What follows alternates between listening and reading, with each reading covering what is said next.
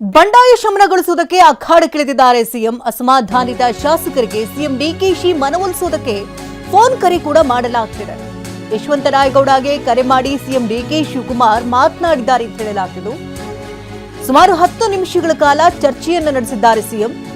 ನಿಮ್ಮ ನಿವಾಸಕ್ಕೆ ಬಂದು ಮಾತನಾಡ್ತೇನೆ ಅಂತ ಡಿಕೆಶಿ ಭರವಸೆಯನ್ನ ಕೊಟ್ಟಿದ್ದಾರೆ.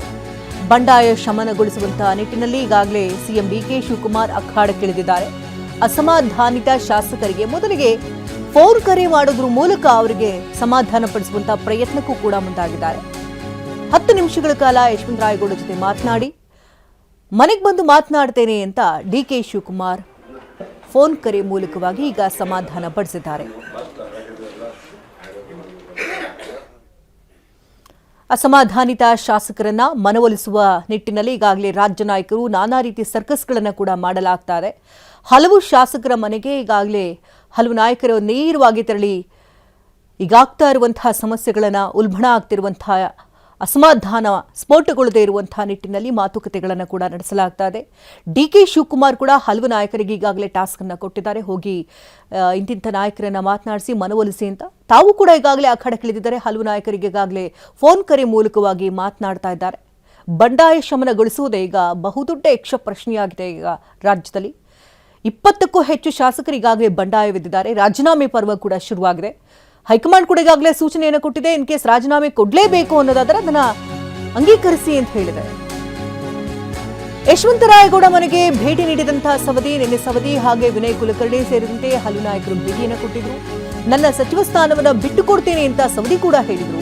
ನೀವು ರಾಜೀನಾಮೆ ವಾಪಸ್ ಪಡೀರಿ ಅಂತ ಸವದಿ ಹೇಳಿದ್ದಾರೆ ಅಂತ ಹೇಳಲಾಗಿದೆ. ಬಿಆರ್ ಪಾಟೀಲ್ರಿಂದಲೂ ಇಂಡಿ ಶಾಸಕರ ಜೊತೆ ಚರ್ಚೆಯಾಗಿದೆ.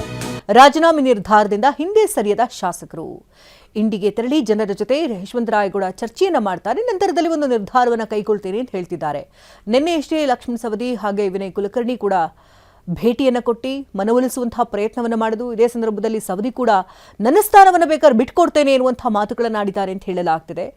ಇಷ್ಟೆಲ್ಲ ಮನವೊಲಿಕೆ ಕಾರ್ಯಗಳು ನಡೀತಾ ಇದ್ರು ಕೂಡ ಲಿಸ್ಟ್ನಿಂದ ತಮ್ಮ ಹೆಸರನ್ನ ಕೈ ಬಿಡೋದಕ್ಕೆ ಏನ್ ಕಾರಣ ಇಲ್ಲಿವರೆಗೂ ಕೂಡ ಒಂದು ಕ್ಲಾರಿಟಿ ಕೊಟ್ಟಿಲ್ಲ ಅನ್ನೋದು ಯಶವಂತರಾಯಗೌಡ ಅವರ ಮನಸ್ಸಿಗೆ ಬೇಸರ ತರಿಸಿದೆ.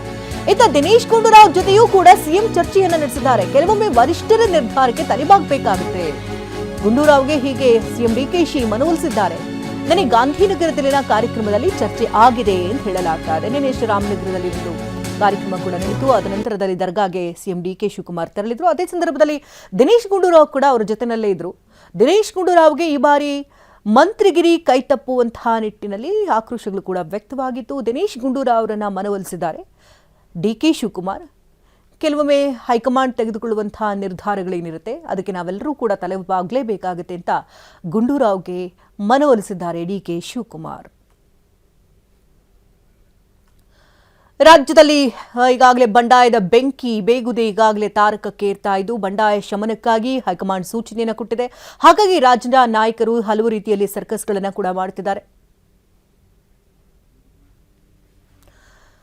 ಇತ್ತ ಬ್ರಾಹ್ಮಣ ಸಮುದಾಯಕ್ಕೆ ನ್ಯಾಯಯುತ ಪ್ರಾತಿನಿಧ್ಯಕ್ಕೆ ಆಗ್ರಹ ಮಾಡಲಾಗ್ತಾ ಇದ್ದು ರಾಜ್ಯದಲ್ಲಿ ಒಂದು ಬ್ರಾಹ್ಮಣ ಸಿಕ್ಕು ಕೂಡ ಈಗ ಮಂತ್ರಿಗಿರಿ ಸಿಕ್ಕಿಲ್ಲ. ಹಾಗಾಗಿ ಬ್ರಾಹ್ಮಣ ಸಮುದಾಯ ಸಿಡಿದೆದ್ದಿದೆ. ಸಿಎಂ ಡಿಕೆ ಶಿವಕುಮಾರ್ಗೆ ಸಮುದಾಯದ ಮುಖಂಡರು ಮನವಿಯನ್ನು ಮಾಡಿಕೊಳ್ತಾ ಇದ್ದು ಅರ್ಹ ಬ್ರಾಹ್ಮಣ ನಾಯಕರು ಯಾರಿದ್ದಾರೆ ಅವರನ್ನ ಸಂಪುಟಕ್ಕೆ ಸೇರಿಸಿಕೊಳ್ಬೇಕು ಅಂತ ಒತ್ತಾಯಿಸಿದ್ದಾರೆ. ಕಾಂಗ್ರೆಸ್ಗೆ ಮೊದಲಿನಿಂದಲೂ ಕೂಡ ಸಮುದಾಯಕ್ಕೆ ವಿಶೇಷ ಒಲವಿತ್ತು. ಬ್ರಾಹ್ಮಣ ಸಮುದಾಯದ ಗುಂಡೂರಾವ್ ಮುಖ್ಯಮಂತ್ರಿಯಾಗಿತ್ತು. ಇಡೀ ಸಮುದಾಯ ಕಾಂಗ್ರೆಸ್ ಪರವಾಗಿ ನಿಂತಿತ್ತು. ಇಂದಿಗೂ ಕೂಡ ಸಮುದಾಯದ ಪ್ರಜ್ಞಾವಂತರು ಕಾಂಗ್ರೆಸ್ ಅನ್ನ ಬೆಂಬಲಿಸುತ್ತಿದ್ದಾರೆ. ಮಂತ್ರಿಮಂಡಲದಲ್ಲಿ ಬ್ರಾಹ್ಮಣ ಸಮುದಾಯಕ್ಕೆ ಒಬ್ರು ಇರ್ತಾ ಇದ್ರು. ಆದ್ರೆ ಈ ಬಾರಿ ಸಂಪುಟದಲ್ಲಿ ನಮ್ಮ ಸಮುದಾಯವನ್ನ ಕಡೆಗಣಿಸಲಾಗಿದೆ. ಆಗಿರುವಂತಹ ಅನ್ಯಾಯವನ್ನ ಸರಿಪಡಿಸಬೇಕು ಅಂತ ಒತ್ತಾಯಿಸುತ್ತಿದ್ದಾರೆ. ಕರ್ನಾಟಕ ಸರ್ಕಾರದ ಮುಖ್ಯಮಂತ್ರಿಗಳಾಗಿರ್ತಕ್ಕಂತಹ ಸನ್ಮಾನ್ಯ ಡಿಕೆ ಶಿವಕುಮಾರ್ ಅವರು ತಮ್ಮ ಸಚಿವ ಸಂಪುಟವನ್ನು 2ನೇ ಬಾರಿ ವಿಸ್ತರಿಸಿದ್ದಾರೆ. ತಮ್ಮೆಲ್ಲರಿಗೂ ಗೊತ್ತಿದೆ. ಅವರಿಗೆ ತಮ್ಮ ಮೂಲಕ ನಾನು ಹಾರ್ದಿಕವಾದ ಶುಭಾಶಯಗಳನ್ನು ಕೋರುತ್ತೇನೆ.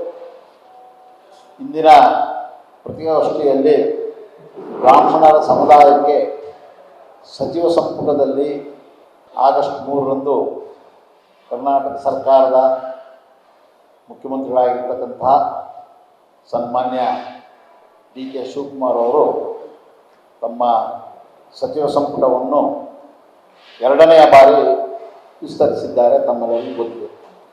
ಅವರಿಗೆ ತಮ್ಮ ಮೂಲಕ ನಾನು ಹಾರ್ದಿಕವಾದ ಶುಭಾಶಯಗಳನ್ನು ಕೋರುತ್ತೇನೆ. ಇಂದಿನ ಪತ್ರಿಕಾಗೋಷ್ಠಿಯಲ್ಲಿ ಬ್ರಾಹ್ಮಣರ ಸಮುದಾಯಕ್ಕೆ ಸಚಿವ ಸಂಪುಟದಲ್ಲಿ ಆಗಸ್ಟ್ 3ರಂದು ಕರ್ನಾಟಕ ಸರ್ಕಾರದ ಮುಖ್ಯಮಂತ್ರಿಗಳಾಗಿರ್ತಕ್ಕಂತಹ ಸನ್ಮಾನ್ಯ ಡಿ.ಕೆ. ಶಿವಕುಮಾರ್ ಇತ್ತ ಸಂಪುಟ ವಿಸ್ತರಣೆಯಾದಂತಹ ಬೆನ್ನಲ್ಲೇ ಖಾತೆಗಾಗಿ ಪೈಪೋಟಿಗಳು ಜೋರಾಗಿ ನಡೀತಾ ಇದೆ. ಪ್ರಬಲ ಖಾತೆಗಳ ಮೇಲೆ ಸಚಿವರು ಕಣ್ಣಿಟ್ಟಿದ್ದು, ಸಮಾಜ ಕಲ್ಯಾಣ ಇಲಾಖೆ ಮೇಲೆ ಮುನಿಯಪ್ಪ ಕಣ್ಣಿಟ್ಟಿದ್ದಾರೆ. ಆಹಾರ ಖಾತೆ ಮೇಲೆ ಸಮಾಜ ಕಲ್ಯಾಣ ನೀಡುವಂತೆ ಲಾಬಿಯನ್ನು ನಡೆಸಲಾಗ್ತಾ ಇದೆ. ಸಮಾಜ ಕಲ್ಯಾಣ ನೀಡುವಂತೆ ಹೈಕಮಾಂಡ್ ಮೇಲೆ ಒತ್ತಡವನ್ನ ಹೇರಲಾಗ್ತಿದ್ದು, ಸಮಾಜ ಕಲ್ಯಾಣ ಖಾತೆಗಾಗಿ ತಂಗಡಗಿಯೂ ಕೂಡ ಒತ್ತಾಯವನ್ನು ಹೇರಿದ್ದಾರೆ. ಇತ್ತ ಪಿಎಂ ನರೇಂದ್ರ ಸ್ವಾಮಿ ಕೂಡ ಇದೇ ಖಾತೆಗಾಗಿ ಪ್ರಯತ್ನವನ್ನ ಮಾಡ್ತಾ ಇದ್ದಾರೆ.